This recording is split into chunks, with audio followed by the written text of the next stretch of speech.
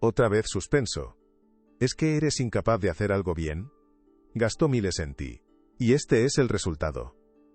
La voz de Ricardo era como un látigo de hielo, cortando el aire pesado y silencioso del inmenso salón. La mesa de caoba, tan pulida que parecía un espejo oscuro, reflejaba el rostro pálido de su hijo, Mateo, de apenas 13 años. Las notas del boletín, marcadas con un bolígrafo rojo agresivo, parecían heridas abiertas sobre la madera. Mateo no lloraba, simplemente se encogía, como si quisiera desaparecer dentro de su ropa cara. Elena, que limpiaba una estantería de libros antiguos al otro lado de la habitación, se detuvo por un instante, con el paño en la mano. Se hizo invisible, una sombra más en aquella casa llena de lujos y vacía de calor. Vio la mandíbula de Ricardo apretada, el desprecio en su mirada. Era una escena que se repetía con demasiada frecuencia, una tormenta perfecta de expectativas rotas y amor condicionado. El hombre no veía a un niño asustado, veía una inversión fallida, un proyecto defectuoso que manchaba su apellido impecable. El silencio que siguió al grito fue casi peor que el propio grito. Un silencio que olía a cera cara y a soledad. Ricardo se marchó sin decir una palabra más, el sonido de sus zapatos italianos resonando en el mármol como martillazos. Dejó a Mateo solo, de pie frente a la mesa, con la mirada perdida en las calificaciones que lo sentenciaban. El niño no se movió durante varios minutos, su cuerpo rígido, sus manos convertidas en pequeños puños a los lados. Elena reanudó su trabajo con movimientos lentos y deliberados, el suave roce de su paño contra la madera era el único sonido que rompía la tensión. Su corazón se encogía por el chico. Conocía esa mirada, la había visto en otros ojos, en otros tiempos. Era la mirada de alguien que ha llegado a creerse la mentira que le repiten cada día, la mentira de no ser suficiente. Está roto. Mi cerebro está roto, pensó Mateo. Deseaba con todas sus fuerzas poder ser el hijo que su padre quería, el estudiante brillante, el heredero perfecto. Pero por más que lo intentaba, sentía que había algo fundamentalmente equivocado en él, algo que ni los tutores más caros de Madrid podían arreglar. Elena quería acercarse, decirle algo, pero sabía que su lugar estaba en las sombras. ¿Qué podía decir ella a la empleada, que un padre no era capaz de ver? La casa volvió a su silencio habitual, un silencio denso y cargado de palabras no dichas. Era en esos momentos cuando la mansión parecía más una tumba dorada que un hogar. Si te gusta este tipo de contenido, no te olvides de suscribirte a nuestro canal. Publicamos videos todos los días y dale like al video si te gusta esta historia, y déjanos en los comentarios contándonos de dónde eres y a qué hora nos escuchas. Elena terminó de limpiar la estantería y se dirigió a la cocina, su refugio. Allí, entre el aroma del café recién hecho y el calor del horno, el mundo parecía un poco menos frío. Se apoyó en la encimera, cerrando los ojos por un segundo. La imagen del rostro de Mateo grabada en su mente. Era un niño bueno, sensible, con una imaginación desbordante. Lo veía a menudo, cuando creía que nadie lo miraba, dibujando en pequeños trozos de papel o construyendo estructuras complejas con sus cubiertos en la mesa. Tenía un mundo interior rico y fascinante. Un mundo que Ricardo, con su obsesión por las notas y los resultados, era incapaz de ver. No puedo seguir viendo esto sin hacer nada, pensó ella. Pero el miedo la paralizaba. Su trabajo era su único sustento, lo único que la mantenía a flote.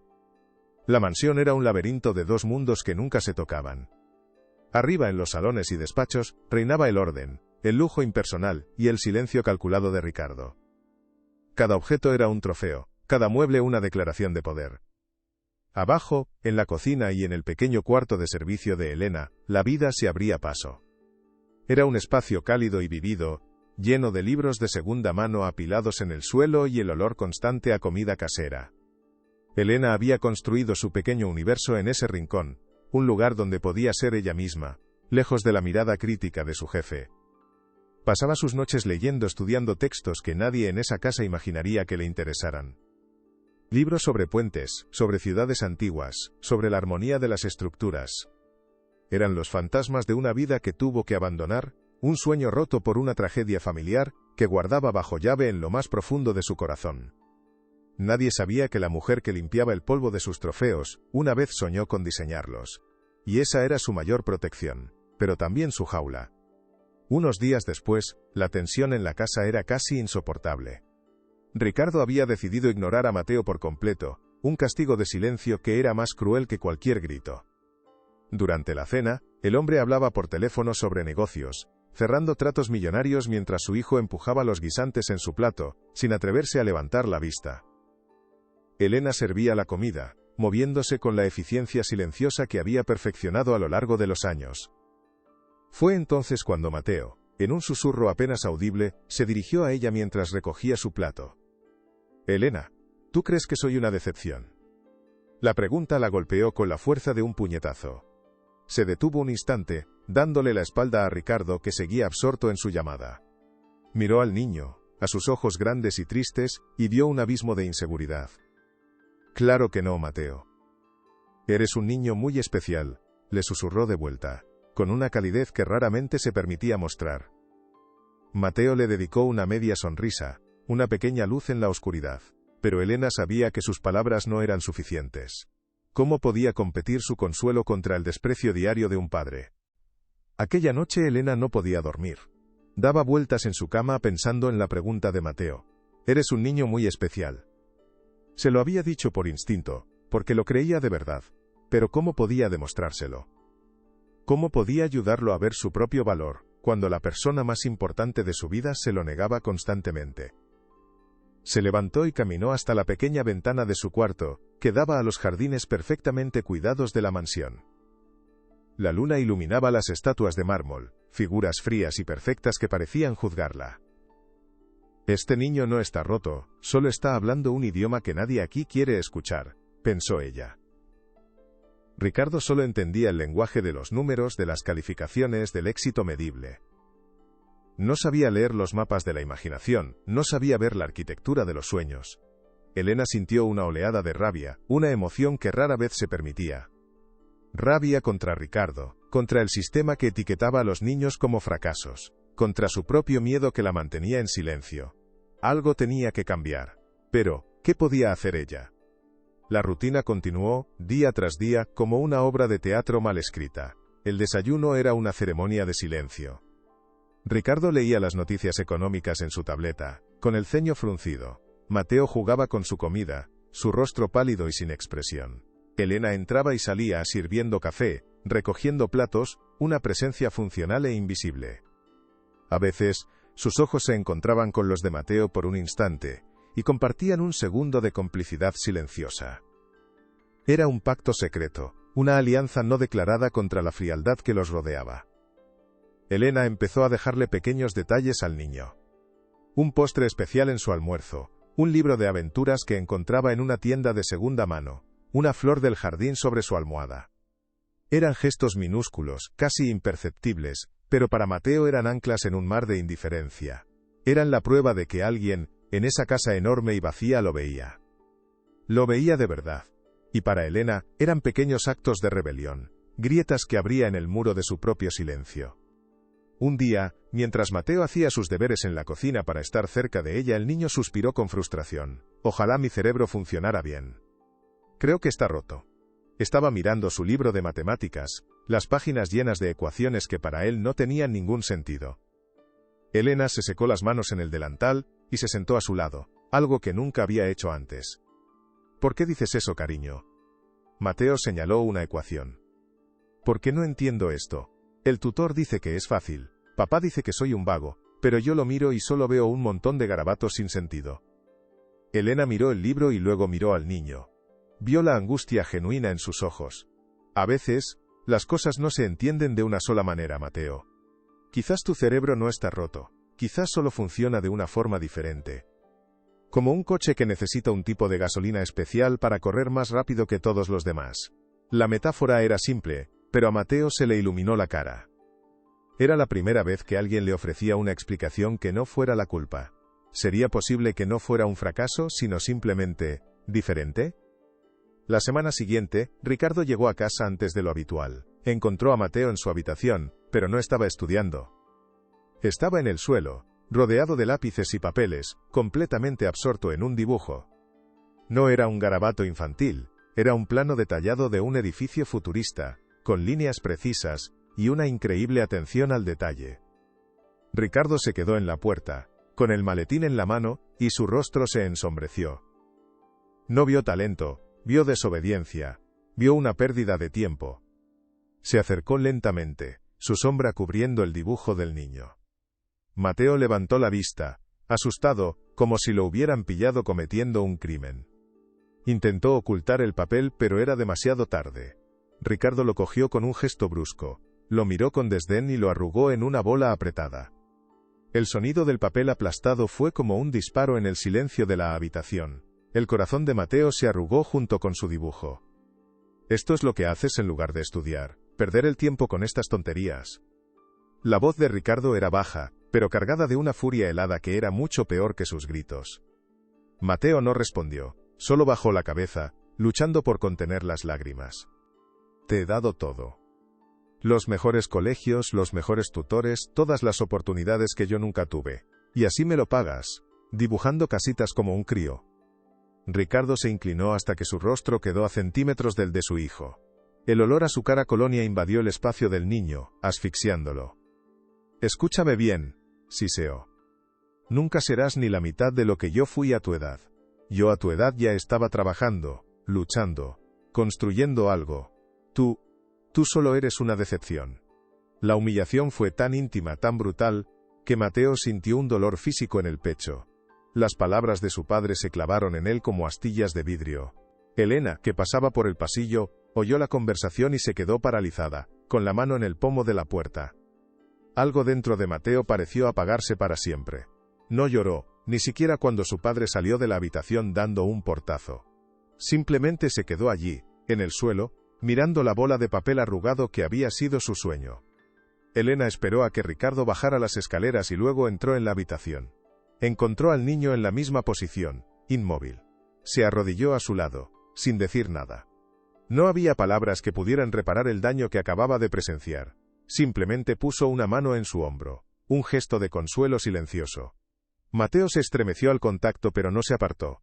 Permanecieron así durante un largo rato, dos almas solitarias en una habitación llena de juguetes caros y sueños rotos. Elena recogió la bola de papel del suelo. Con un cuidado infinito, empezó a desarrugarla, alisando los pliegues con la palma de su mano, tratando de devolverle la vida.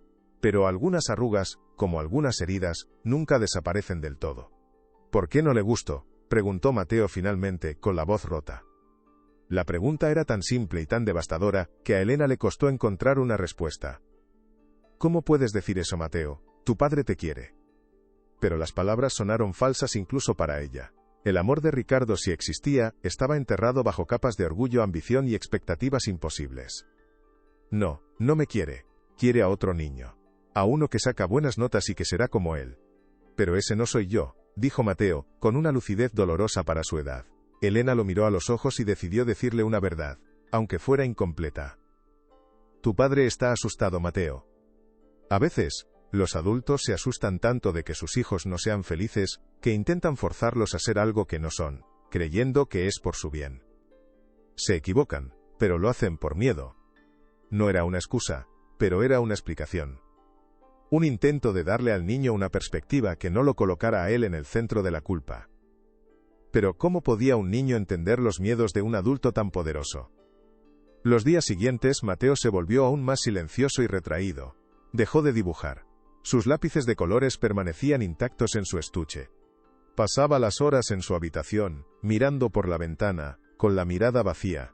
Había renunciado. La luz en sus ojos, esa chispa de curiosidad que Elena tanto admiraba, se había extinguido. Ricardo pareció no notarlo. O quizás lo interpretó como una señal de sumisión, de que su lección había sido aprendida. Para él, el problema estaba resuelto. Pero para Elena, la verdadera crisis acababa de empezar. Veía al niño marchitarse ante sus ojos, consumido por la tristeza y la resignación. La casa se sentía más fría que nunca, el silencio ya no era tenso, era un silencio muerto, el silencio de la rendición. Elena sabía que si no hacía algo, y pronto, el increíble talento de Mateo se perdería para siempre, enterrado bajo el peso de la desaprobación de su padre. Pero el miedo a perder su trabajo era un muro de hielo a su alrededor. Una noche, mientras recogía la habitación de Mateo, vio algo en la papelera. Estaba casi llena, pero un objeto en particular llamó su atención. No era un papel arrugado, sino algo más sólido. Con una extraña sensación de premonición, metió la mano y lo sacó. Era un cuaderno de tapa dura y negra, de aspecto sencillo. El corazón de Elena empezó a latir con fuerza.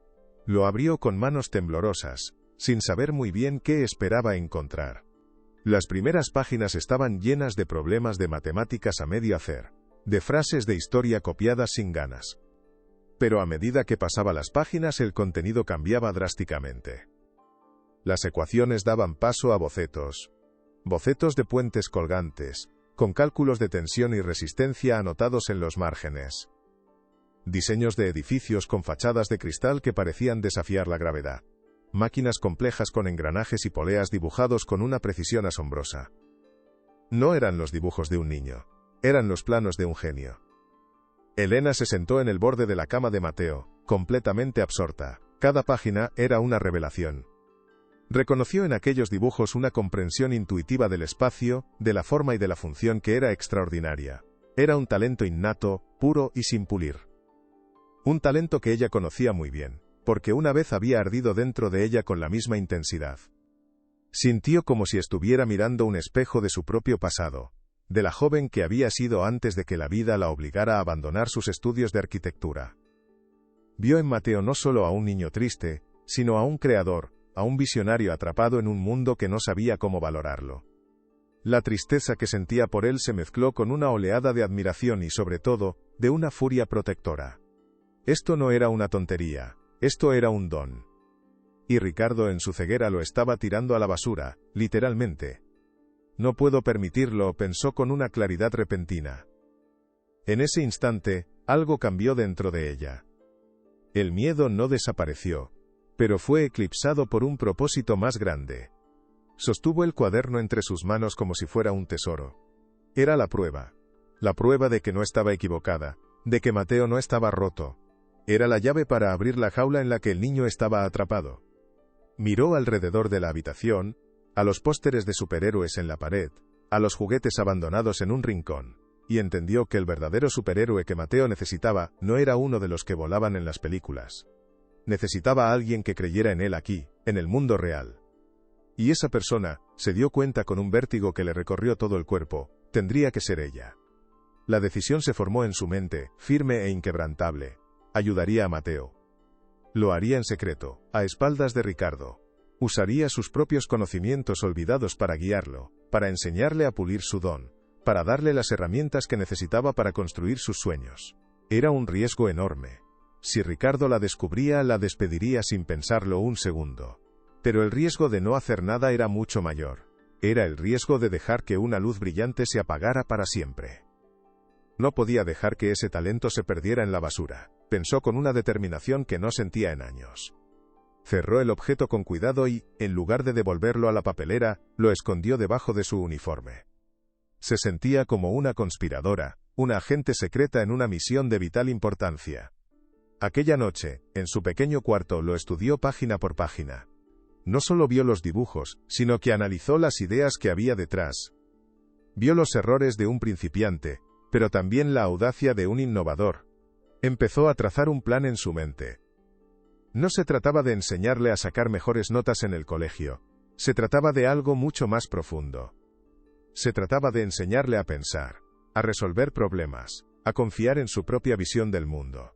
Se trataba de devolverle la confianza que su padre le había robado. Sabía que no sería fácil. Tendría que ser extremadamente cuidadosa, creativa y sobre todo paciente. Pero por primera vez en mucho tiempo, Elena sintió que tenía una razón para luchar. A la mañana siguiente Elena preparó el desayuno como siempre, pero algo en su interior había cambiado. Ya no se sentía como una simple empleada, se sentía como una mentora, una guardiana de un secreto valioso. Cuando Mateo bajó a la cocina, con su habitual expresión de apatía, Elena le sirvió el zumo y le dijo en voz baja: «Anoche vi algunos de tus dibujos, Mateo. El del puente colgante. ¿Has pensado en cómo los cables distribuirían el peso en caso de un viento fuerte?» El niño la miró, sorprendido. Nadie, nunca, le había hecho una pregunta técnica sobre sus dibujos. Todos los veían como simples garabatos. No lo sé, balbuceó. Elena sonrió. Quizás podríamos investigarlo juntos. Después de tus deberes, claro. La chispa de interés que vio en los ojos de Mateo en ese instante fue su primera victoria.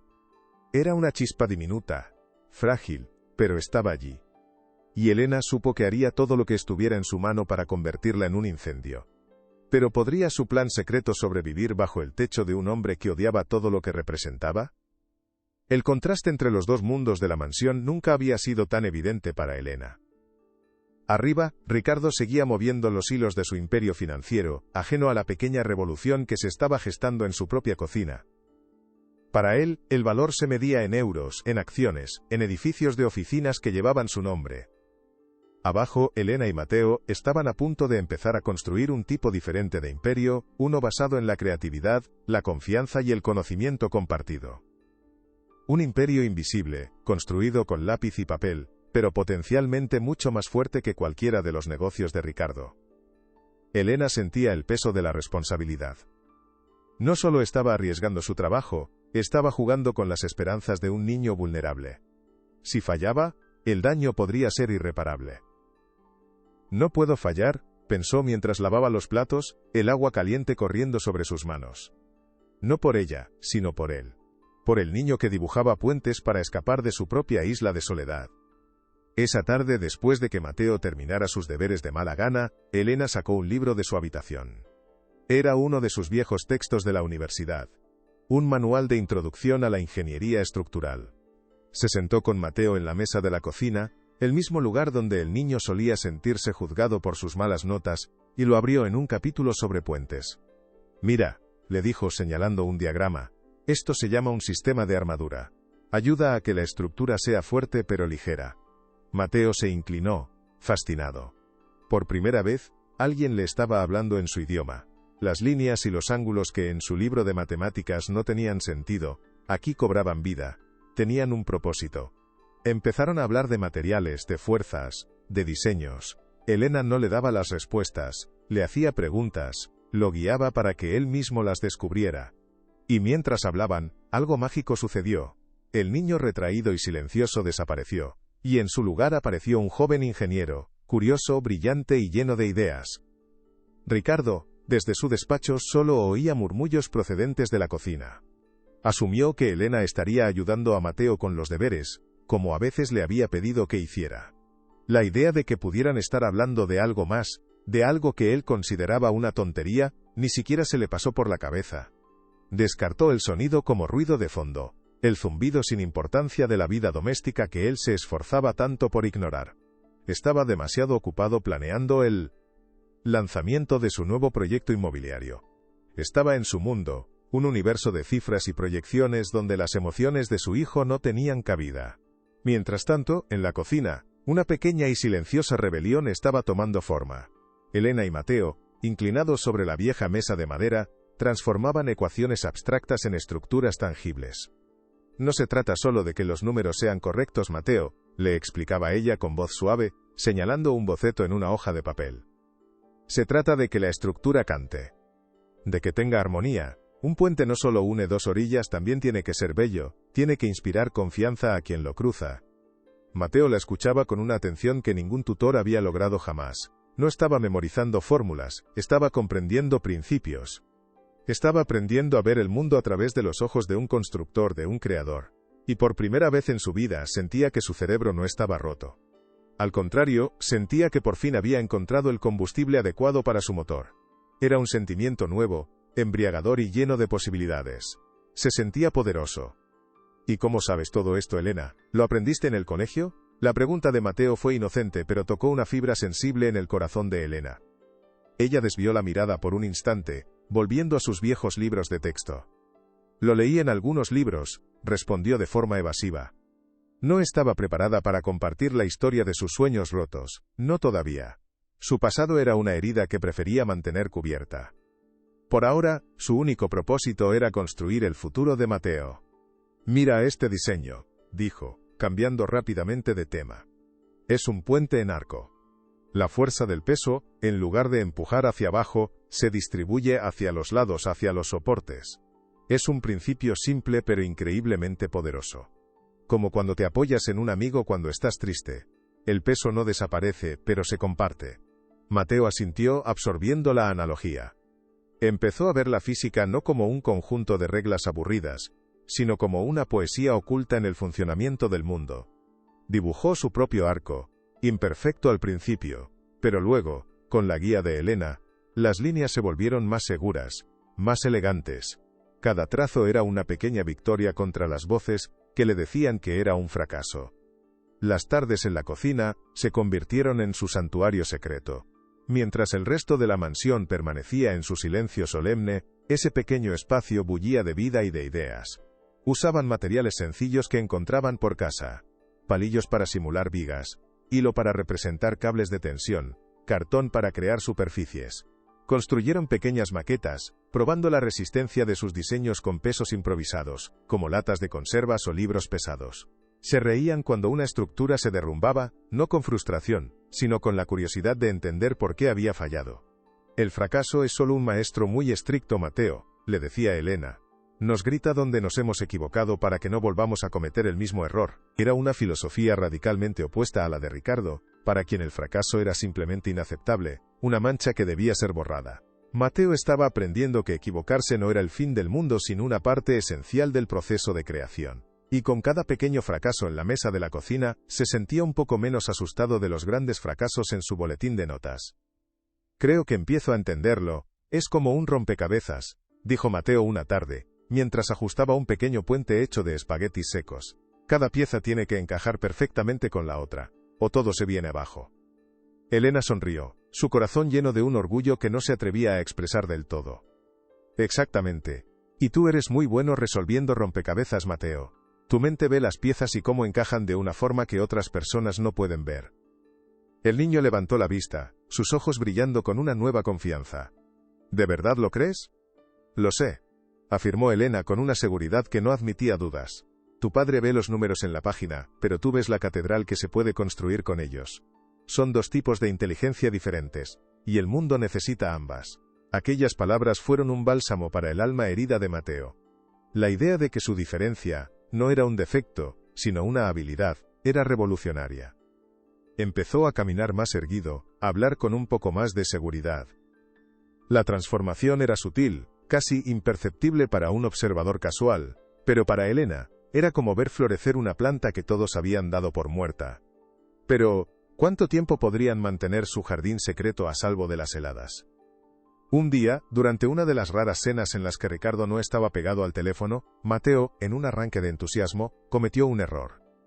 Papá, hoy en clase de ciencias hablamos de las fuerzas de compresión y tensión. Es fascinante. Elena me ayudó a entenderlo con unos dibujos de puentes. La mención del nombre de Elena en un contexto académico hizo que Ricardo levantara la vista de su plato por primera vez. Miró a Mateo, luego a Elena, que estaba sirviendo el agua, con una expresión de fría incredulidad. ¿Elena? ¿La mujer que limpia el suelo te está enseñando ciencias? Por favor, Mateo, no digas tonterías. Concéntrate en lo que te dice el señor Álvarez, que para eso le pago una fortuna.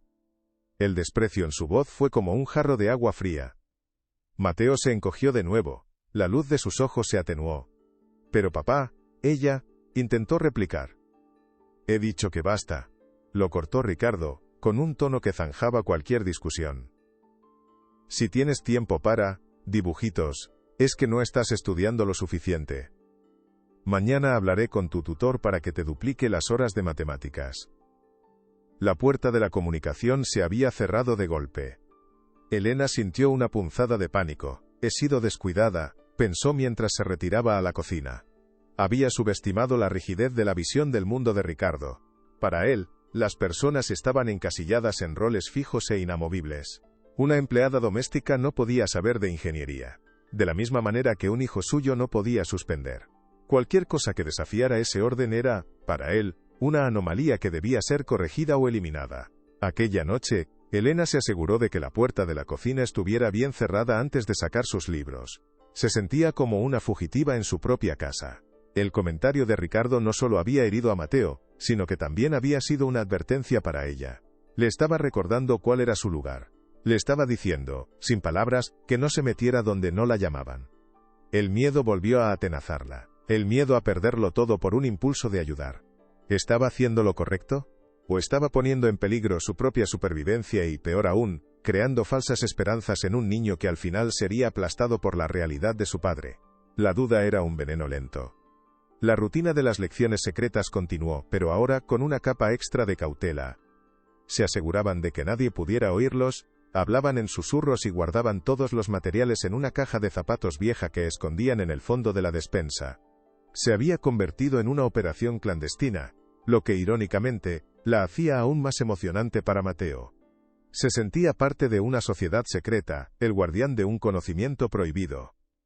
Una noche, mientras Elena repasaba uno de sus viejos libros en la biblioteca de la mansión, buscando un diagrama específico para explicarle a Mateo el concepto de resonancia, no se dio cuenta de que no estaba sola. El jardinero, un hombre mayor y silencioso llamado Javier, había entrado a buscar una herramienta que había olvidado. Se quedó parado en la puerta durante un minuto, observando a Elena, completamente absorta en un libro lleno de ecuaciones complejas. No dijo nada, simplemente asintió con la cabeza, una expresión de curiosidad y quizás de respeto en su rostro, y se marchó en silencio. Elena no lo vio, pero una semilla de sospecha había sido plantada en la mente de otra persona. El secreto tenía ahora un testigo. Ricardo por su parte notó el cambio en Mateo, pero lo interpretó a su manera. Veía al niño más callado, más obediente y lo confundió con resignación. Creyó que sus duras palabras y el aumento de las horas de tutoría estaban finalmente enderezando al chico. Sin embargo, había algo en la nueva actitud de Mateo que lo desconcertaba. Una especie de calma, de autosuficiencia, que no encajaba con la imagen del niño derrotado que él esperaba ver. Era como si Mateo tuviera un secreto, un mundo interior al que él no tenía acceso. Y eso, para un hombre acostumbrado a controlarlo todo, era profundamente irritante. Empezó a observar a su hijo con más atención, no con afecto, sino con la mirada analítica de un ejecutivo que busca fallos en un sistema. ¿Qué se le estaba escapando? ¿Qué estaba pasando en su propia casa, justo debajo de sus narices?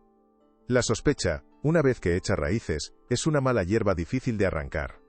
Y Ricardo era un hombre que no soportaba las malas hierbas en su jardín perfectamente cuidado. «Hay algo que no funciona con este chico», le dijo Ricardo a un amigo por teléfono una noche, su voz resonando en el silencioso despacho. «No es normal. Le doy todo, y sigue en su mundo. No le interesa el negocio, no le interesan los deportes, no le interesa nada de lo que debería interesarle a un Suárez». La conversación lo dejó con una idea en la cabeza. Si los tutores no funcionaban, quizás el problema no era académico, quizás era psicológico. Al día siguiente, sin consultar a nadie, concertó una cita con uno de los psicólogos infantiles más caros y reputados de la ciudad. No lo hizo para ayudar a Mateo, sino para obtener un diagnóstico, una etiqueta que explicara la decepcionante anomalía de su hijo. Quería un informe profesional que validara su propia opinión, que el niño estaba defectuoso y necesitaba una solución drástica. La llamada al psicólogo fue el primer paso de un plan que se estaba formando en su mente. Un plan para moldear a su hijo a su imagen y semejanza, costara lo que costara. «Voy a arreglarlo», pensó con la fría determinación de un cirujano a punto de operar. La visita del doctor Ramírez fue un evento surrealista. El hombre, con su traje impecable y su sonrisa forzada, parecía más un auditor de empresa que un terapeuta. Se sentó con Mateo en el salón, haciéndole preguntas frías y estandarizadas de un cuestionario.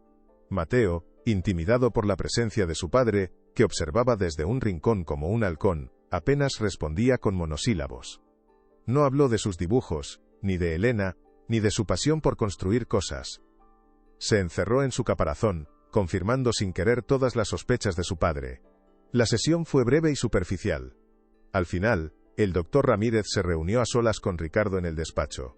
Elena, que limpiaba el pasillo, pudo oír fragmentos de la conversación a través de la puerta entreabierta. Palabras como falta de disciplina, déficit de atención, necesidad de un entorno altamente estructurado. Eran términos clínicos y fríos que despojaban a Mateo de toda su humanidad, reduciéndolo a un caso de estudio. Su corazón se encogió de impotencia. «Lo que el niño necesita, don Ricardo, es un cambio radical de ambiente», concluyó el psicólogo con aire de suficiencia. «Un lugar donde las reglas sean claras e inquebrantables. Donde se le exija un rendimiento constante y se eliminen las distracciones.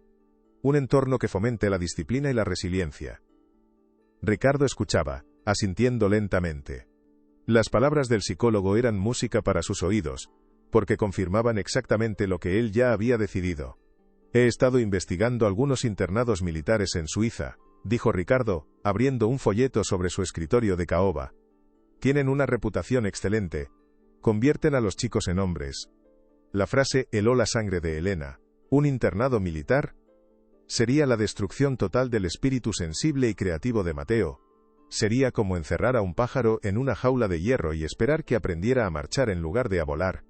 Es una excelente opción, convino el psicólogo, embolsándose su cheque. Una solución definitiva. La sentencia había sido dictada. Y Elena era la única que sabía que el acusado era inocente del crimen del que se le acusaba. No puedo permitir que esto suceda, pensó Elena, con una mezcla de pánico y rabia. Se escondió en la cocina, con las manos temblando. Tenía que hacer algo, pero ¿qué? Enfrentarse a Ricardo. La despediría en el acto y aceleraría el envío de Mateo al internado. ¿Hablar con Mateo? Solo aumentaría su miedo y su desesperación.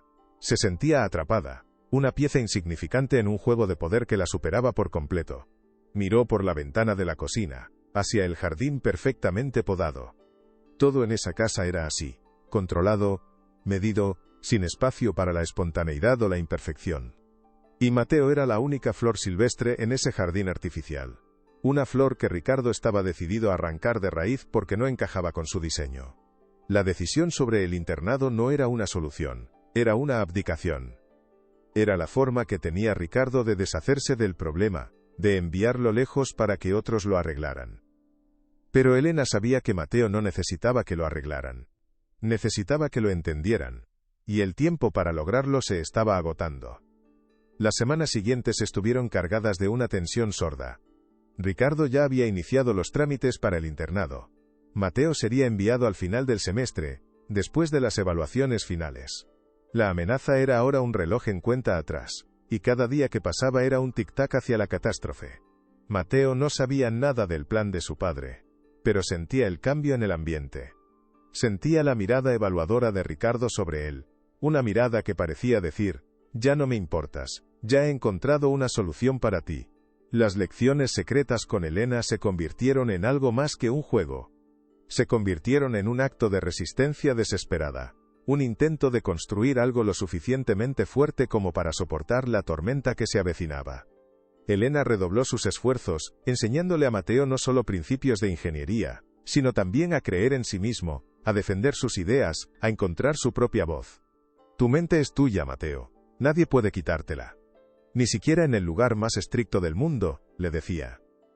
Pero ambos sabían que las palabras no siempre son suficientes. La reunión de padres en el colegio fue el siguiente clavo en el ataúd. Elena había acompañado a Ricardo, oficialmente para llevar sus papeles pero en realidad para estar cerca de Mateo, que tenía que asistir a la primera parte de la reunión. El director del colegio, el señor Jiménez, era un hombre de la vieja escuela, un espejo del propio Ricardo. Creía en la disciplina férrea, la memorización y los resultados cuantificables. Para él, Mateo era un estudiante problemático, un engranaje defectuoso en la maquinaria perfecta de su prestigiosa institución. Francamente, don Ricardo, los resultados de Mateo son decepcionantes, dijo el señor Jiménez en su despacho, entregándole el boletín de notas con un gesto casi teatral. Ricardo cogió los papeles, los miró por encima y luego dirigió su mirada hacia Mateo, que estaba sentado en una silla en un rincón. No dijo nada. Simplemente lo miró, y en esa mirada había un universo de desprecio. Apartó la vista, como si le avergonzara que los demás vieran que aquel niño era su hijo. La humillación fue pública, silenciosa y devastadora. Mateo sintió como si el suelo se abriera bajo sus pies. La mirada de su padre frente al director lo había desnudado, lo había sentenciado. Todos los pequeños avances de confianza que había construido con Elena se derrumbaron en un instante. Se sintió de nuevo como el niño roto, el fracaso, la decepción. Cuando salieron del despacho, varios padres que esperaban en el pasillo vieron la expresión en el rostro de Ricardo y la cabeza gacha de Mateo. Los murmullos y las miradas de reojo lo siguieron hasta la salida. Para Ricardo, era una afrenta a su orgullo. Para Mateo, era la confirmación de su peor miedo, que no valía nada. Durante el viaje de vuelta a casa, el silencio en el coche era tan denso que se podía cortar con un cuchillo. Ricardo no le dirigió la palabra. Mateo miraba por la ventana, viendo pasar la ciudad sin verla realmente. Elena, sentada en el asiento del copiloto, sentía la miseria del niño como si fuera suya. Algo estaba a punto de romperse. Y esta vez, podría ser para siempre. Olvídalo, Elena, no sirve de nada, dijo Mateo esa tarde en la cocina. Había empujado a un lado los libros y los bocetos. Su voz era plana, sin vida. Tienen razón. El director, papá, todos. Soy un caso perdido. Eso no es verdad, Mateo, y tú lo sabes, replicó Elena, su voz cargada de una urgencia desesperada. Lo que pasó hoy fue cruel, pero no cambia quién eres. No cambia tu talento.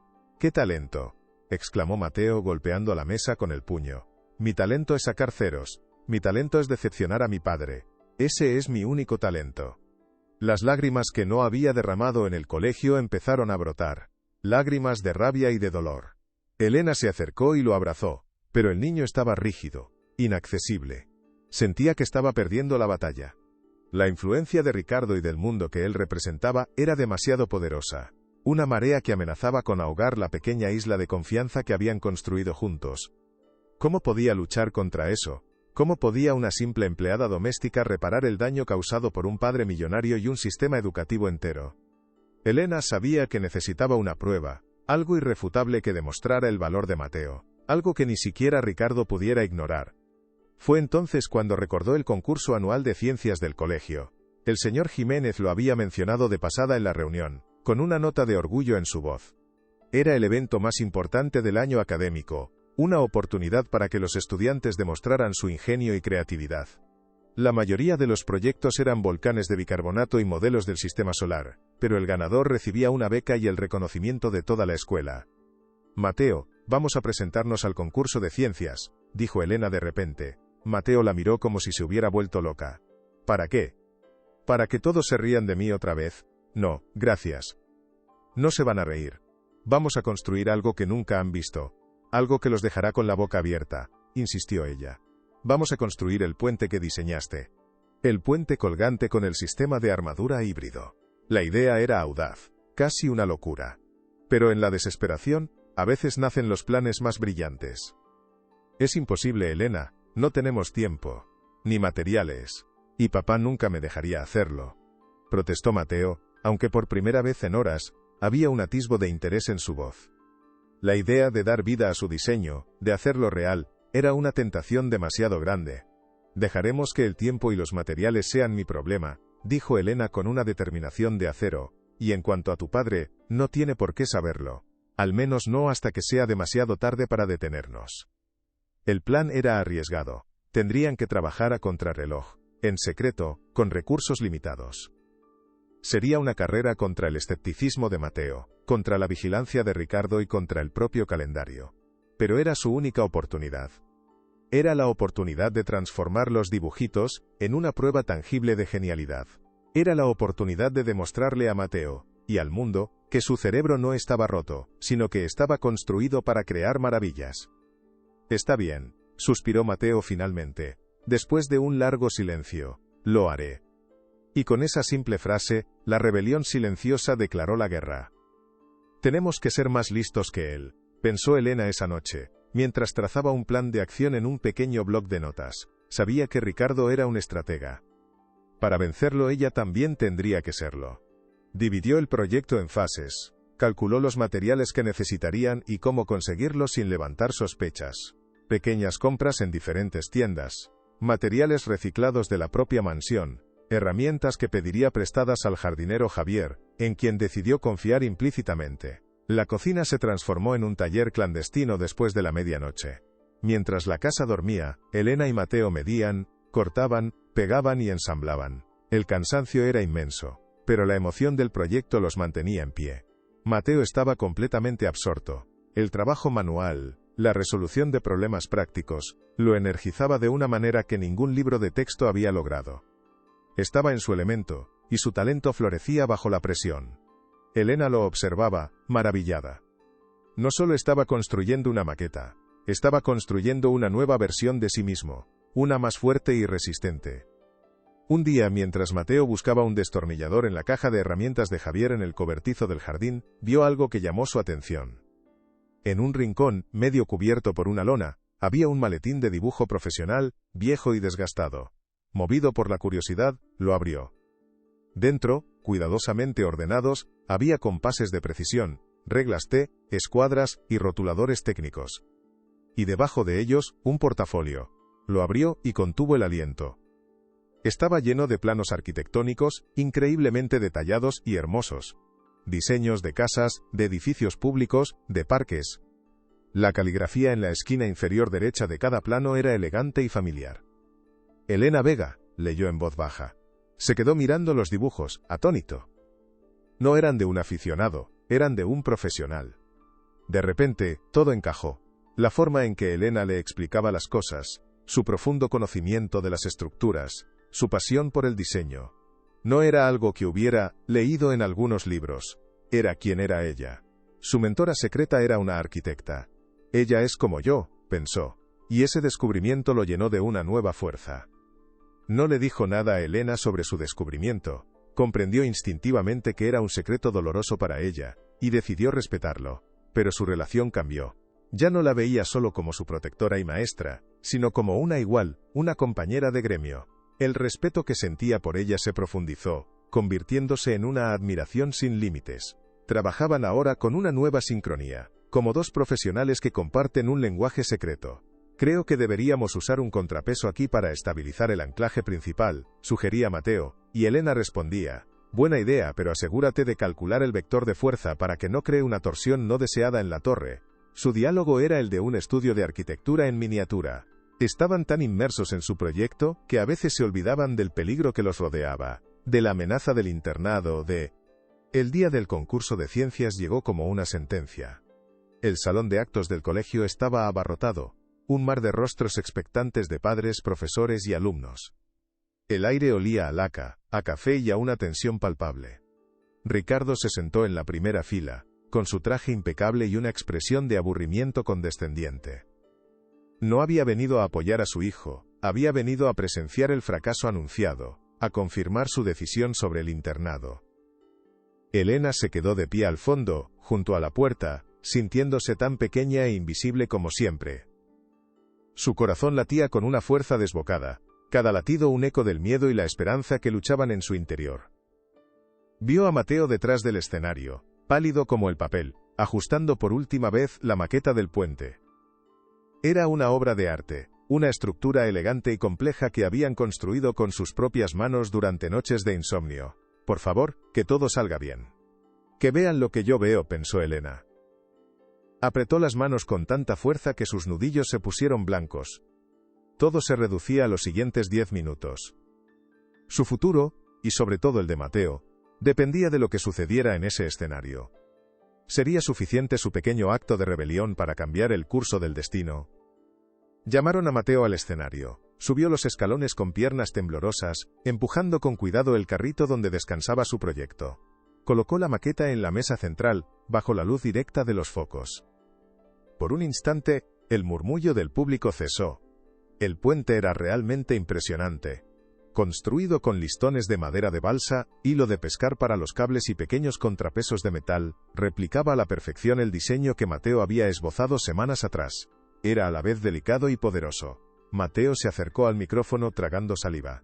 Hola, mi nombre es Mateo Suárez, y mi proyecto es un modelo de puente colgante sostenible. Su voz era apenas un susurro.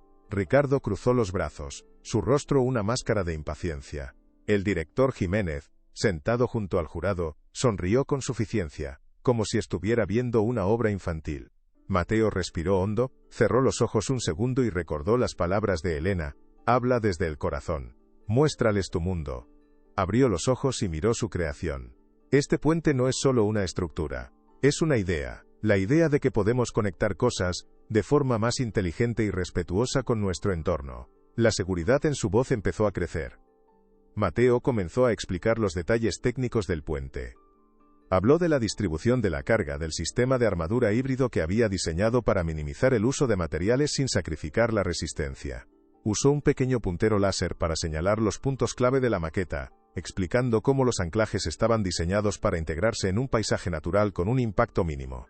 El público empezó a prestar atención de verdad. Los padres se inclinaban hacia adelante en sus asientos.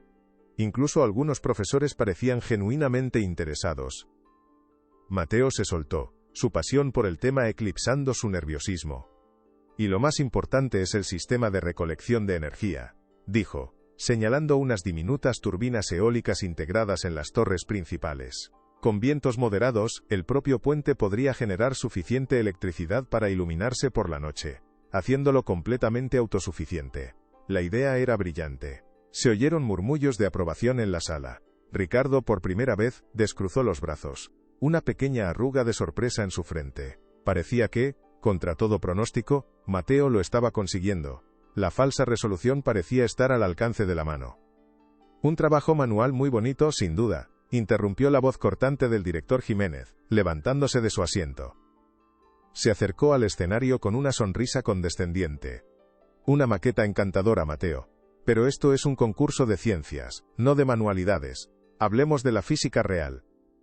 El tono del director cambió el ambiente de la sala al instante. La calidez se evaporó, reemplazada por una frialdad académica. Dices que tu diseño es resistente. Muy bien. Dime entonces, ¿cuál es la fórmula exacta que usarías para calcular la frecuencia de resonancia armónica de la plataforma principal bajo vientos de fuerza 8 en la escala de Beaufort, teniendo en cuenta la elasticidad de tus cables de suspensión?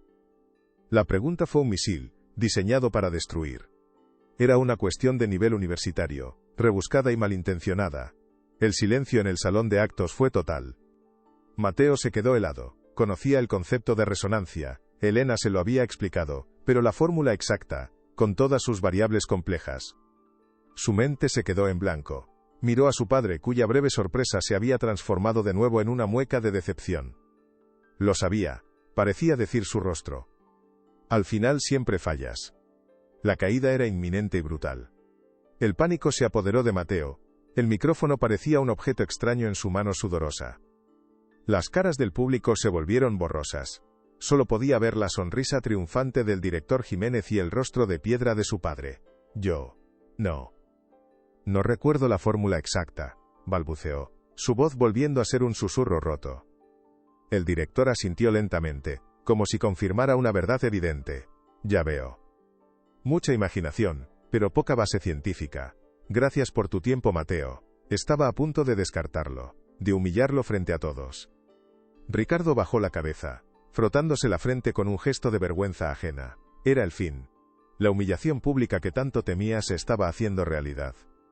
Elena, desde el fondo, sintió un dolor agudo en el pecho, como si la pregunta se la hubieran hecho a ella. Vamos, Mateo, piensa, tú puedes, pensó con todas sus fuerzas. Pero el niño parecía a punto de romperse. Estaba a un segundo de salir corriendo del escenario, de confirmar para siempre la etiqueta de fracaso que le habían impuesto. Algo estaba a punto de romperse. Justo cuando Mateo iba a darse la vuelta, su mirada se cruzó con la de Elena al fondo de la sala. Ella no parecía decepcionada ni enfadada. Lo miraba con la misma calma, la misma fe inquebrantable que le había mostrado en la cocina durante tantas noches. Le dedicó un casi imperceptible asentimiento, un gesto que decía, confía en ti, muéstrales tu verdad. Ese pequeño gesto fue un ancla en medio de la tormenta. Mateo respiró hondo. La desesperación se transformó en una extraña calma, en una oleada de desafío. Se giró de nuevo hacia el director Jiménez, pero esta vez su postura era diferente, más erguida, más segura. Tiene razón, señor director. No recuerdo la fórmula exacta. Porque una fórmula es solo una receta. Y yo no soy un cocinero, soy un arquitecto, permítame que se lo explique. Sin esperar respuesta, dejó el micrófono en la mesa, cogió un rotulador, y se acercó a la pizarra blanca que había a un lado del escenario. El público contuvo el aliento. Nadie esperaba esa reacción. ¿Qué iba a hacer ese niño? Una fórmula nos dice, ¿qué pasa? Pero no, ¿por qué pasa? Comenzó Mateo, su voz ahora clara y firme. Empezó a dibujar en la pizarra. No ecuaciones, sino diagramas. Dibujó un puente estándar, mostrando cómo las fuerzas del viento podían crear una oscilación peligrosa, como un columpio. La fórmula que usted menciona intenta predecir cuándo se romperá el columpio, explicó. Luego, al lado, dibujó su propio diseño. Mi puente no lucha contra el viento. Baila con él. Con líneas rápidas y precisas, demostró cómo su sistema de armadura híbrido y los contrapesos sutiles no eliminaban la vibración, sino que la canalizaban, la distribuían por toda la estructura, disipando la energía de forma segura. No se trata de ser más fuerte que el viento, se trata de ser más inteligente. La explicación era tan lúcida, tan visualmente poderosa, que todo el mundo en la sala, desde los niños hasta los padres, pudo entender un concepto de ingeniería increíblemente complejo. El director Jiménez se quedó sin palabras, con la boca ligeramente abierta. Ricardo levantó la vista de golpe, atónito. Un hombre sentado en la primera fila del jurado, que hasta entonces había permanecido en silencio, se levantó. Era un hombre de unos 60 años con el pelo blanco y unas gafas de diseño. «Soy Santiago Calatrava», dijo, y un murmullo recorrió la sala. Era uno de los arquitectos más famosos del mundo, el jurado invitado especial del que nadie sabía. Se acercó al escenario, ignorando por completo al director. Miró la maqueta, luego los dibujos en la pizarra, y finalmente a Mateo. Sus ojos brillaban con una mezcla de asombro y emoción. «Chico, lo que acabas de hacer.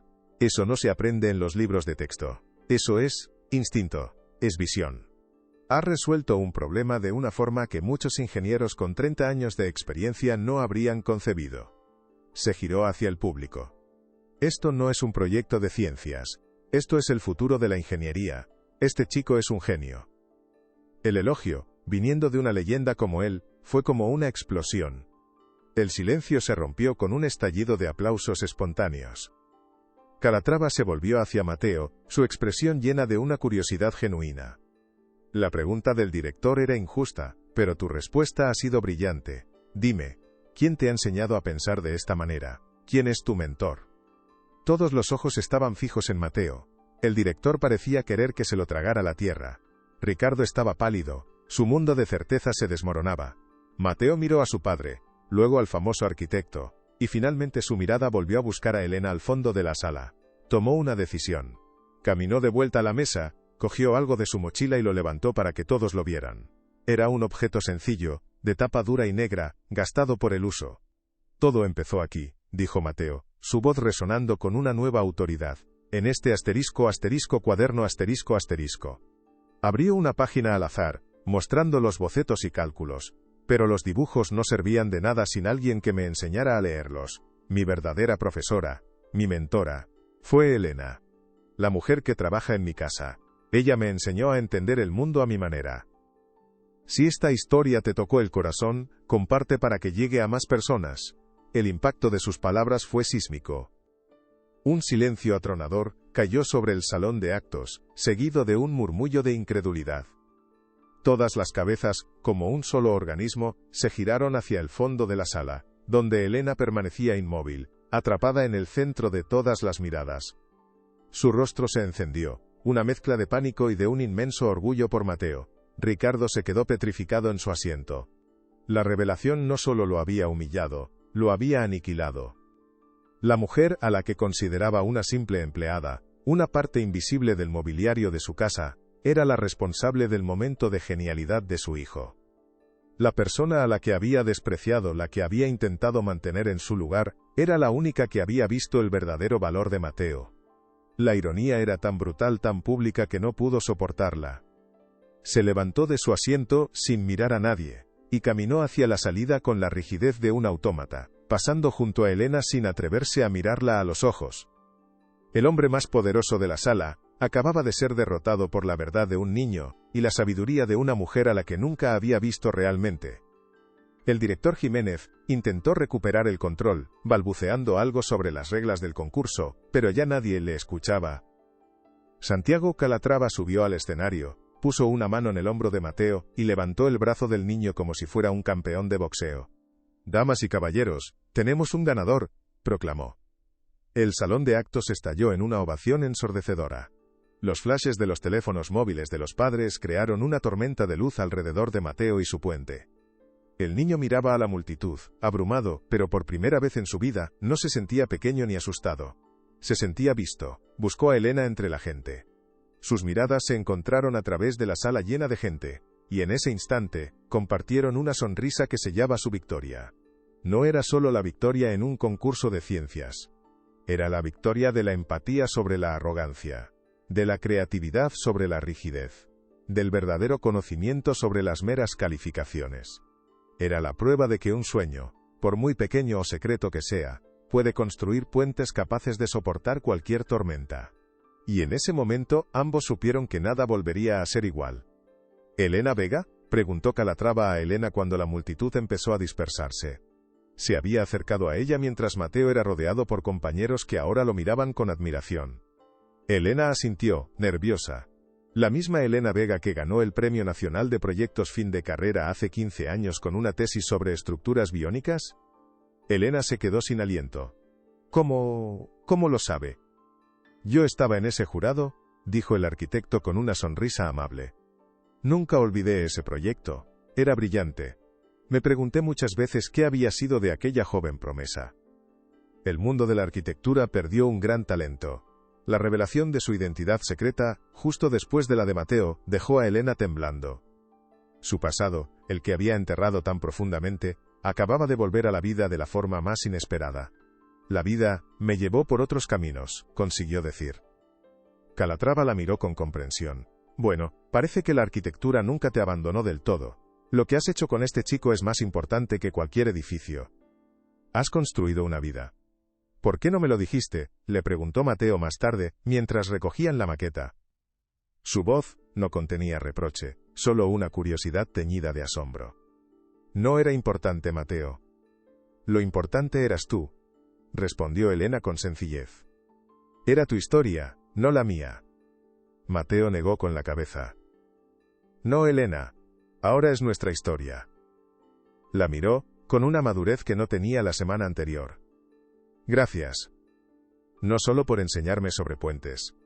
Gracias por enseñarme a construirme a mí mismo.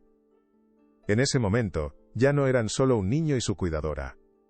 Eran socios, cómplices, dos arquitectos que habían diseñado y construido juntos algo mucho más valioso que una maqueta: la confianza de Mateo. La victoria en el concurso era solo el primer pilar de una estructura mucho más grande que estaban destinados a crear.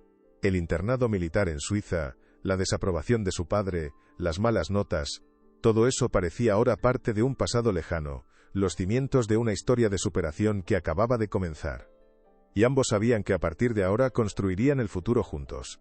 Mientras salían del colegio, el jardinero Javier los esperaba junto a la furgoneta. Tenía una sonrisa ancha y genuina en su rostro arrugado. Sabía que lo conseguiríais, dijo, ayudándolos a cargar la maqueta con un cuidado infinito. Vi a la señora leyendo esos libros tan raros por la noche. Sabía que tramaban algo bueno. Su complicidad silenciosa, su fe discreta en su proyecto secreto, conmovió a Elena. En un mundo dominado por la grandilocuencia de Ricardo, habían sido los pequeños actos de bondad y confianza de la gente invisible los que habían hecho posible el milagro. Javier, con su silencio, y Elena, con su sabiduría oculta, habían formado una red de seguridad invisible bajo el trapecio en el que Mateo había realizado su salto mortal. Era una lección que ninguno de los dos olvidaría. Los verdaderos pilares que sostienen el mundo no siempre son los más grandes o los más visibles. A veces, son los más humildes, los que trabajan en la sombra, los que con su apoyo silencioso permiten que otros alcancen las estrellas y demuestren su verdadero potencial. El viaje de vuelta a la mansión fue extrañamente silencioso, pero no era el silencio tenso y opresivo de antes. Era un silencio lleno de pensamientos, de emociones procesándose. Mateo sostenía el trofeo del primer premio en su regazo. Un objeto de plástico dorado que parecía ridículamente pequeño en comparación con la magnitud de lo que había logrado. Elena conducía, con la vista fija en la carretera, pero su mente estaba a kilómetros de distancia, repasando los acontecimientos del día. La humillación de Ricardo, la validación de Calatrava, la revelación de su propio pasado, todo se arremolinaba en su cabeza. ¿Qué crees que pasará ahora?, preguntó Mateo, rompiendo el silencio. La pregunta flotó en el aire, cargada de incertidumbre. Elena no tenía la respuesta. Podía ser despedida esa misma noche. Ricardo podría redoblar su furia y enviar a Mateo al internado de todos modos, solo por despecho. El futuro era una página en blanco. No lo sé, Mateo, respondió honestamente, pero pase lo que pase, hoy has demostrado quién eres, y eso, nadie te lo puede quitar. Cuando llegaron a la mansión, las luces estaban encendidas. El coche de Ricardo estaba aparcado en la entrada. El corazón de Elena dio un vuelco. Se preparó para lo peor. una confrontación, el despido, la orden de hacer las maletas. Entraron en la casa. El gran vestíbulo de mármol estaba en silencio. No había rastro de Ricardo. Dejaron la maqueta y el trofeo en el salón, donde parecían objetos de otro planeta en medio del lujo frío y calculado. «Será mejor que te vayas a tu cuarto, Mateo», dijo Elena en voz baja. «Yo hablaré con tu padre si aparece». Mateo asintió, pero antes de subir las escaleras, se giró y la abrazó con fuerza. «Pase lo que pase, gracias por todo, Elena». El abrazo fue breve, pero lo dijo todo. Fue la confirmación de que su alianza era inquebrantable, forjada en el fuego de la adversidad. Elena se quedó sola en el inmenso salón, esperando el veredicto. La mansión, que había sido su refugio y su prisión durante tanto tiempo, nunca le había parecido tan grande y tan vacía. La batalla había terminado, pero la guerra por el futuro de Mateo aún no estaba ganada. ¿Crees que un trofeo de plástico cambia algo? La voz de Ricardo la sobresaltó. Estaba de pie en la sombra, al final del salón, junto a la chimenea apagada. No lo había visto al entrar. Su rostro era indescifrable, una mezcla de ira, confusión y algo que Elena no pudo identificar. Salió de las sombras y se acercó a la maqueta del puente. La miró durante un largo rato, sin tocarla. «Lo humillaste. Me humillaste a mí. Delante de todos mis conocidos. Delante de Calatrava». Su voz no era alta, pero cada palabra era como un trozo de hielo. Elena se mantuvo firme. «Yo no humillé a nadie, Ricardo. Su hijo demostró su talento. Un talento que usted se negaba a ver». Por primera vez, le hablaba de tú a tú, sin el filtro de empleada a jefe. Ya no tenía nada que perder. Ricardo levantó la vista de la maqueta y la miró fijamente. «Un talento para las manualidades. ¿De qué le va a servir eso en la vida real? ¿Va a construir puentes de palitos para ganarse la vida?» El desprecio seguía ahí, pero había una grieta en su armadura de arrogancia. Una duda. «Él no construyó un puente de palitos», replicó Elena, su voz tranquila pero firme. «Él resolvió un problema. Vio una solución donde otros solo veían una ecuación. Eso no es una manualidad. Es innovación. Es el tipo de pensamiento que construye imperios. Imperios mucho más sólidos que los que se basan solo en el dinero». Ricardo se quedó en silencio, procesando sus palabras. Caminó hacia la gran ventana que daba al jardín. «Calatrava me llamó», dijo finalmente dándole la espalda. «Me ofreció una beca completa para Mateo en la mejor escuela de diseño de Zúrich. Y una plaza para él en su estudio cuando termine. La oferta era la validación definitiva, una oportunidad que el dinero de Ricardo no podría haber comprado. Era la prueba irrefutable de que Elena tenía razón. Y esa verdad era una píldora muy amarga de tragar para un hombre como él. El silencio se alargó, pesado y denso. El futuro de Mateo pendía de la respuesta de aquel hombre orgulloso y herido, que ahora tenía que elegir entre su ego y la felicidad de su hijo. ¿Qué camino tomaría?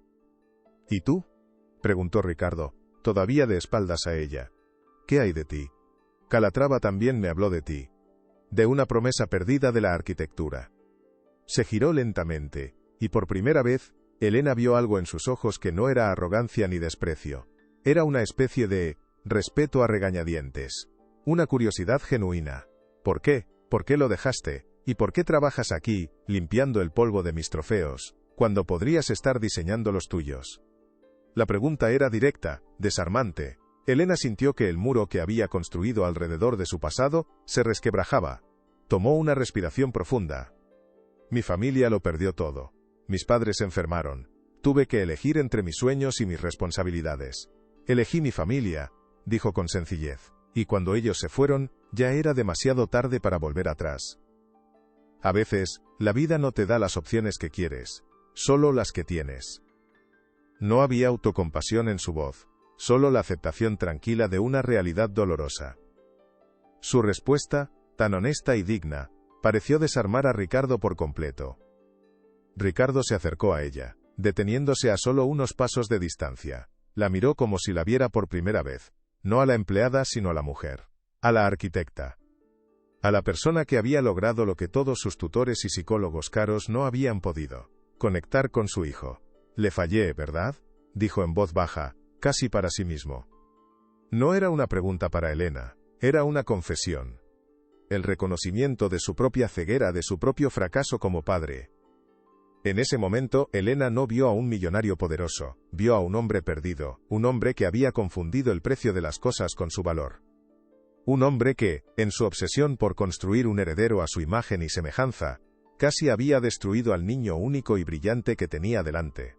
La victoria de Mateo en el concurso no solo había revelado el talento del niño, había expuesto la profunda pobreza emocional de su padre. El clímax no había sido solo la ovación del público, sino ese instante de dolorosa autoconciencia en la soledad de su propia casa. Nunca es tarde para empezar a construir un puente diferente con él, dijo Elena suavemente. La metáfora era obvia pero apropiada. Ricardo asintió lentamente, sus ojos fijos en la maqueta que brillaba bajo las luces del salón. La pequeña estructura, hecha de madera y esperanza, se había convertido en un símbolo de todo lo que había estado a punto de perder. La sala, que siempre había sido un monumento a sus éxitos pasados, ahora era el escenario de su lección más importante.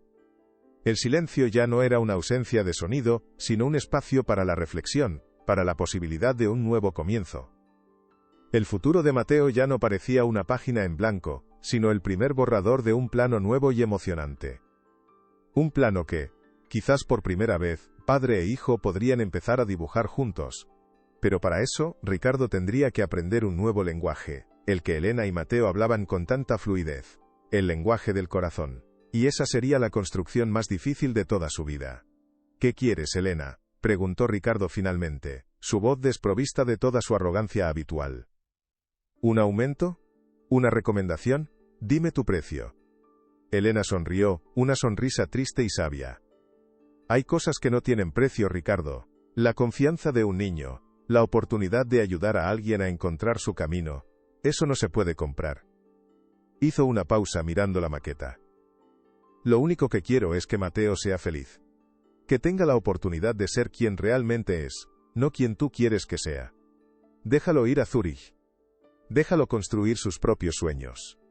Su petición no era para ella, era para Mateo. Su generosidad, su falta de interés propio, fue el golpe final a la visión del mundo de Ricardo. Él, que creía que todo el mundo se movía por el interés personal, se encontraba frente a alguien que actuaba puramente por afecto y convicción. Era una fuerza que no entendía, pero cuyo poder acababa de presenciar de forma devastadora. Y supo, con una certeza absoluta, que no podía ignorarla. Ricardo miró por la ventana hacia la oscuridad del jardín, como si buscara respuestas en la noche. El reflejo en el cristal le devolvió la imagen de un hombre solo, rodeado de una riqueza que de repente le parecía vacía y sin sentido. Había pasado su vida acumulando posesiones, construyendo un imperio de hormigón y acero, pero se había olvidado de construir un hogar. Se había olvidado de escuchar, de entender, de amar incondicionalmente. El éxito de Mateo no había sido a pesar de él, sino a pesar de su ausencia. Había sido un éxito cultivado en secreto, en la calidez de una cocina, por una mujer a la que pagaba para que fuera invisible. Lo haré, dijo, su voz ronca por la emoción. Irá a Zúrich. Y tú deberías ir con él. La oferta sorprendió a Elena. ¿Yo? ¿Por qué? Ricardo se giró y la miró, y en sus ojos había una nueva luz, la de alguien que ha vislumbrado un camino diferente. Porque él te necesita. Y porque el mundo de la arquitectura también te necesita. Ya es hora de que dejes de cuidar los trofeos de otros y empieces a construir los tuyos. La tensión que había atenazado a Elena durante meses finalmente se disolvió. Sintió una oleada de alivio tan intensa que tuvo que apoyarse en una silla. No era solo la victoria de Mateo, era también la suya. La oportunidad de recuperar su sueño, la vida que había sacrificado, se le presentaba de la forma más inesperada. Miró a Ricardo, y por primera vez, sintió una punzada de compasión por él. Había necesitado una humillación pública para abrir los ojos, para darse cuenta de lo que realmente importaba. Quizás, solo quizás, había esperanza para él también. Gracias, susurró ella. No eran solo gracias por la oferta. Eran gracias por haber visto finalmente la verdad. La noche, que había comenzado con la amenaza de una confrontación final, terminaba con la promesa de un nuevo amanecer para los tres.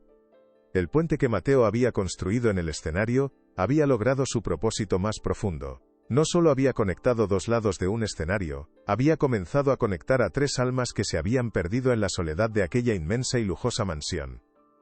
Ahora, si me disculpas, creo que tengo que tener una conversación con mi hijo, dijo Ricardo, y por primera vez, la palabra hijo sonó con una calidez genuina. Subió las escaleras, no con los pasos firmes y arrogantes de siempre, sino con la vacilación de alguien que se adentra en un territorio desconocido. Elena se quedó sola en el salón, con la maqueta del puente. La tocó con la punta de los dedos, sintiendo la textura de la madera, la tensión de los hilos. Era más que una maqueta. Era un testamento.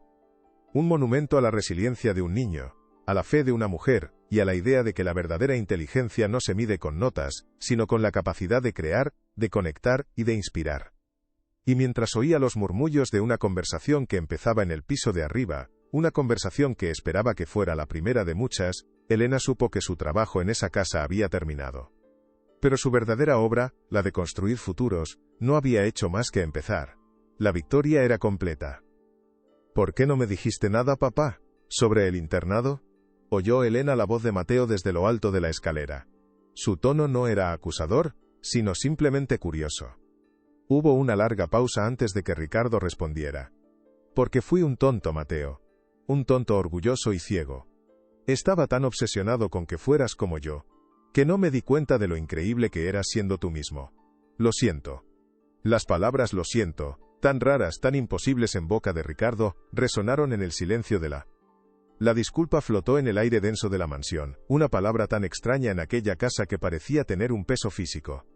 Mateo no se apartó, simplemente miró a su padre, estudiándolo como si fuera uno de sus complejos diseños estructurales, buscando el punto de apoyo, la posible falla. No había ira en sus ojos, sino una profunda y agotada tristeza, la de un niño que había luchado demasiado tiempo solo. Lo siento, no arregla que me sintiera roto, papá, dijo Mateo, su voz sorprendentemente firme. Cada vez que mirabas mis notas, sentía que me rompía un poco más por dentro. Creía que el problema era yo, que mi cerebro no funcionaba. Ricardo dio un paso atrás, como si las palabras de su hijo lo hubieran golpeado físicamente. Por primera vez en su vida, estaba completamente desarmado. No había un trato que cerrar, ni un empleado que despedir, ni una estrategia financiera que aplicar. Solo estaba la verdad cruda y dolorosa de su fracaso como padre, expuesta bajo las luces de su propio salón. Elena, que había permanecido en un discreto segundo plano, sintió que debía irse, que aquel era un momento sagrado e íntimo entre padre e hijo. Pero una parte de ella sabía que su presencia era necesaria, como un testigo silencioso de que el cambio era real. Era el ancla que mantenía a flote esa frágil conversación. Ricardo tragó saliva, la arrogancia que siempre había sido su armadura ahora hecha añicos en el suelo. Lo sé, Mateo. Y no hay día que pase en el futuro en que no me arrepienta de ello. Yo no sé cómo hacer esto. Mi padre nunca me dijo que estaba orgulloso de mí. Solo me enseñó a trabajar, a ganar, a ser el mejor. Pensé que si te exigía lo mismo, te estaría preparando para el mundo. Pensé que te estaba dando las herramientas para ser fuerte. Era una confesión torpe, una justificación que sonaba hueca incluso para él, pero era lo único que tenía. Era la verdad de un hombre que había aprendido a construir un imperio pero nunca un hogar. Mateo escuchó en silencio, absorbiendo las palabras. Vio a su padre no como el gigante todopoderoso que siempre había temido, sino como un hombre limitado por su propia historia, por sus propias heridas no curadas. Pero yo no soy tu papá, respondió Mateo con una simplicidad devastadora. A mí no me importa ser el mejor, solo quería que me vieras. Que vieras lo que me gusta hacer, lo que se me da bien, aunque no fueran las matemáticas. La conversación no era sobre un internado o un concurso de ciencias. Era sobre algo mucho más fundamental, la necesidad de un hijo de ser amado por quien es, no por quien se espera que sea. Tienes razón. He sido un ciego, admitió Ricardo, su voz finalmente quebrándose. Se sentó en el borde de uno de sus carísimos sofás, el mismo en el que solía ignorarlo mientras leía informes financieros, y pareció encogerse. Por primera vez parecía vulnerable. Quiero aprender a verte, Mateo, de verdad. No sé si sé cómo, pero quiero intentarlo, si me dejas. La petición fue tan humilde, tan despojada de su autoridad habitual, que conmovió a Mateo. Se acercó y se sentó a su lado, dejando un pequeño espacio entre ellos, un espacio que representaba años de distancia emocional que ahora, quizás, podrían empezar a cruzar. Está bien, papá, dijo Mateo. Podemos intentarlo. No fue una absolución total, ni un final de cuento de hadas. Fue algo mucho más real y valioso. El comienzo de una reconstrucción. Un primer boceto de un puente nuevo, diseñado no con acero y hormigón, sino con palabras de arrepentimiento y la frágil esperanza de la aceptación. Elena, desde su rincón, sonrió por primera vez esa noche. La estructura más importante de todas, la de una familia, acababa de superar la prueba de carga más difícil de su historia, y contra todo pronóstico, no se había derrumbado. A la mañana siguiente el desayuno fue un acto revolucionario. No por lo que se dijo, sino por lo que no estaba presente. La tableta de Ricardo no estaba sobre la mesa. El silencio no era tenso sino expectante. En lugar de leer las noticias de la bolsa, Ricardo miraba la maqueta del puente, que habían colocado en el centro de la mesa como un trofeo de guerra. Estuve pensando en tu diseño toda la noche, Mateo, comenzó Ricardo, su voz un poco insegura. ¿Cómo se te ocurrió la idea de las turbinas eólicas integradas? Es genial. Mateo, sorprendido, levantó la vista de sus cereales. Su padre nunca le había preguntado por sus ideas. Bueno, pensé que los puentes siempre están expuestos al viento, así que, ¿por qué desperdiciar toda esa energía? Podría autoabastecerse e incluso dar energía a las comunidades cercanas. Empezó a hablar con entusiasmo, usando las manos para describir los flujos de aire, y Ricardo lo escuchaba. De verdad lo escuchaba, haciendo preguntas, mostrando una curiosidad genuina. Elena servía el café, sintiendo que estaba presenciando un milagro cotidiano. La cocina, su antiguo refugio secreto, se había convertido en el centro de un nuevo tipo de comunicación en la casa. Más tarde ese día, Ricardo pidió a Elena que se reuniera con él en el despacho. El corazón de ella latió con fuerza, una mezcla de viejos miedos y nuevas esperanzas. El despacho, antes un lugar de intimidación, ahora parecía diferente. Ricardo no se sentó detrás de su imponente escritorio de caoba, sino en una de las sillas para visitantes, invitándola a sentarse frente a él como a una igual. Elena, no hay palabras para agradecerte lo que has hecho por mi hijo. Le has salvado, dijo sin rodeos. Y me has salvado a mí de cometer el mayor error de mi vida. Ella simplemente asintió, sin saber qué decir. Anoche te hice una oferta, continuó él. Y quiero que sepas que no era fruto de la emoción del momento. Hablaba en serio. Quiero financiar la finalización de tu carrera de arquitectura, no como un regalo sino como una inversión, la mejor inversión que he hecho en mi vida. La oferta era real, tangible, la llave para reabrir la puerta a la vida que había creído perdida para siempre. Pero una duda persistía en su mente. ¿Puedo confiar en este cambio?, pensó ella. Aprecio su oferta, Ricardo, de verdad. Pero no puedo aceptarla, dijo Elena, y la sorpresa en el rostro de Ricardo fue evidente. No quiero su caridad. Lo que hice por Mateo, lo hice porque lo quiero, y porque creía en él, no para obtener una recompensa. Ricardo la miró, y por primera vez, una sonrisa genuina se dibujó en su rostro. Sabía que dirías eso. Y es precisamente por eso que no es caridad, Elena. Es una propuesta de negocio. Se levantó y caminó hacia la ventana, su mente trabajando a la velocidad de siempre, pero en una dirección completamente nueva. He pasado mi vida construyendo edificios que me hacen ganar dinero. Edificios de oficinas, centros comerciales, estructuras sin alma. Ayer, viendo a Mateo, viendo lo que creasteis juntos, me di cuenta de que quiero construir algo diferente. Algo que importe.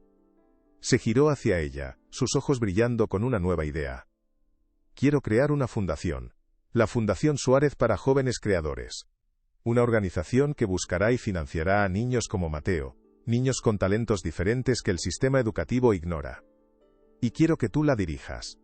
Quiero que seas la arquitecta jefe, la que diseñe los centros, la que guíe a los mentores. La propuesta la dejó sin aliento. No era solo una oportunidad para terminar sus estudios, era una oportunidad para liderar. Para crear un legado, para multiplicar lo que había hecho por Mateo, a una escala mucho mayor. Era una oportunidad para transformar su doloroso pasado en un futuro lleno de propósito. Y Mateo será tu primer socio junior, añadió Ricardo. Aprenderá a tu lado, en proyectos reales. La oferta de Calatrava para Zurich sigue en pie, por supuesto, pero esto sería nuestro. Algo que construiríamos juntos, los tres. La idea era tan audaz, tan llena de esperanza, que barrió las últimas dudas de Elena. Este no era el viejo Ricardo, el hombre que solo veía números. Este era un hombre nuevo, uno que había aprendido que el verdadero valor no se mide en metros cuadrados, sino en vidas cambiadas. «Acepto», dijo Elena, y la palabra resonó en el despacho, no como la sumisión de una empleada, sino como la afirmación de una socia. El primer proyecto de la firma Suárez y Vega acababa de ser aprobado. Y su primer edificio sería uno construido sobre los cimientos de la redención. Los meses siguientes fueron un torbellino de actividad constructiva, tanto literal como figuradamente. La mansión se transformó. Los planos y bocetos reemplazaron a los informes financieros en la mesa del salón. Las conversaciones sobre las notas fueron sustituidas por debates apasionados sobre materiales sostenibles y diseño biofílico. Ricardo, Elena y Mateo se convirtieron en un equipo improbable, uniendo la visión empresarial de uno, el genio del diseño de la otra, y la creatividad pura del tercero. Ricardo descubrió que tenía un talento oculto para identificar problemas logísticos en los diseños de Elena y Mateo, y por primera vez, su naturaleza crítica se convirtió en una herramienta útil en lugar de un arma destructiva. Aprendió a hacer preguntas en lugar de dar órdenes, a sugerir en lugar de imponer. He pasado 40 años construyendo muros, y ahora tengo que aprender a construir puentes, pensó una noche mientras revisaba un plano con ellos. La ironía no se le escapaba, y por primera vez en su vida, le resultaba reconfortante. El cambio era difícil, pero cada pequeño paso en la dirección correcta se sentía como una victoria personal. Una tarde, mientras Elena y Ricardo revisaban los estatutos de la nueva fundación, sentados uno al lado del otro en el despacho, sus manos se rozaron al alcanzar el mismo bolígrafo. Fue un contacto breve, accidental pero cargado de una electricidad inesperada.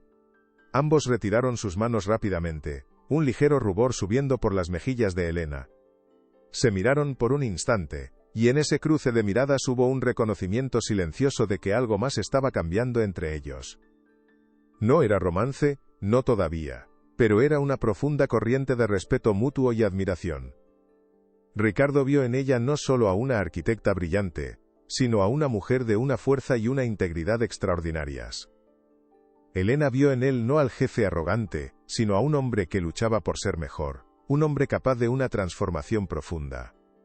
Aquel simple gesto, aquel breve contacto fue la primera piedra de un tipo de estructura completamente diferente, una que ninguno de los dos había planeado construir pero cuya posibilidad, de repente, parecía tan real y sólida como el roble de la mesa que los separaba.